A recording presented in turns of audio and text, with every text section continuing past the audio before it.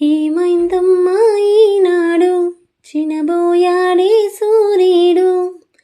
ఏంటి సాడ్ పాటలు పాడుతున్నావు అని అనుకుంటున్నారా? ఈ కాకరకాయ పాదుని చూడండి, చక్కగా పిందెలతో కాయలతో ఫ్లవరింగ్తో ఎంత మంచిగా కాస్తోందో.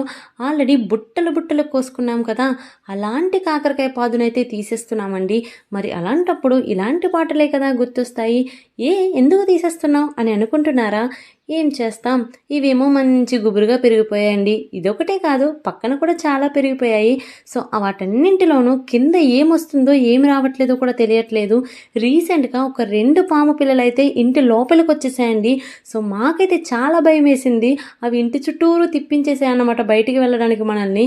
సో ఇంక ఇది ఇట్లా ఉంటే తెలియదు కదా, అందులోకి ఇంట్లో పిల్లలు ఉన్నారు కదా, ఆ పిల్లలు వచ్చి ఈ పిల్లల్ని ఏమైనా హాని చేస్తాయేమో అని భయం ఉంటుంది కదా.